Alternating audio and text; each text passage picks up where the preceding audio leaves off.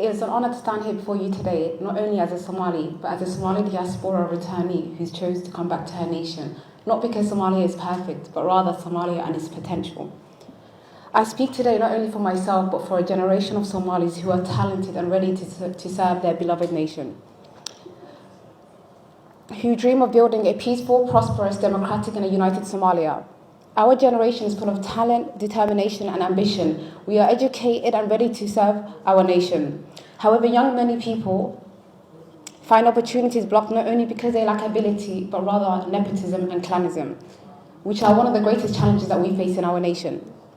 These problems are deeply rooted from our villages to districts to federal member states to the capital city of Somalia, all the way to the federal government.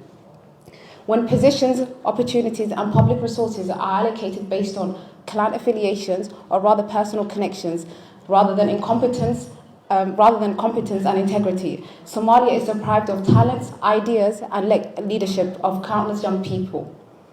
No democracy can flourish when power is concentrated. Institutions are therefore weakened. Sustainable progress depends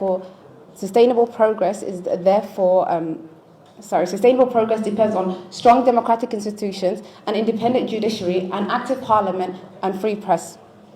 Another challenge is the lack of freedom of speech, as someone before me has addressed.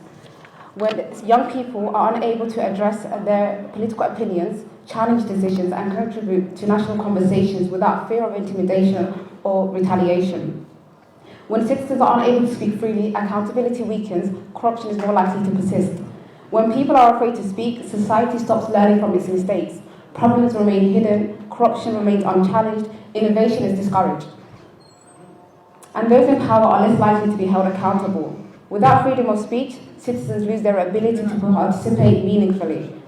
In shaping the future of their country, and democracy itself becomes weaker. Equally troubling are the unlawful arrest and harassment of young people, journalists, activists, and others for simply addressing their political views. A confident nation is not weakened by criticism. Constructive criticism is not a threat, it is the foundations of good governance. But while we speak about the responsibilities of governments and institutions, we must also speak about our responsibilities as citizens. Rights and responsibilities go hand in hand. If we want a better Somalia, we cannot accept change to come only from our leaders. We as young people have a civic responsibility to help build the society we want to live in. Civic responsibility is more than voting. It means being informed, respecting the rule of law, standing against corruption, protecting public property, volunteering in our communities, and refusing to remain silent in the face of injustice. It means putting the interests of our country above clan, personal or political interests. It means participating in politics.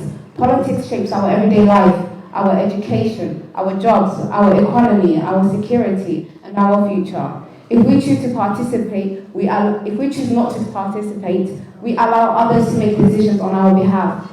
As citizens, we have a responsibility to assess the performance of our governments fairly and justly.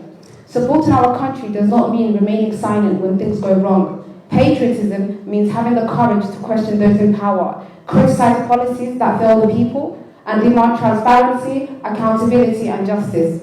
We often hear the phrase, the youth are the leaders of tomorrow. I respectfully challenge that idea. We are not the leaders of tomorrow, we are the leaders of today. If we continue to believe that leadership belongs to us only in the future, we risk convincing ourselves that our voices do not matter today. Real change does not begin someday, it begins with us in this very moment. Leadership is not defined by age or title, it is defined by courage. The courage to speak the truth, reject clanism, and stand against injustice. Participate in civic life and inspire others to do the same. As someone who's returned from the diaspora, I did not come back to Somalia because it is perfect. I came back because I believe in the potential of this nation. I believe in the resilience of our youth, the determination of our youth, the possibility of building a country where every young Somali has the opportunity to succeed. The future of Somalia will not be built by spectators. It will be built by citizens who are willing to participate, to question, to hold leaders accountable, and to serve their nation with integrity. Let us choose competence over connections, integrity over self-interest, and unity over division. Thank you, Marka.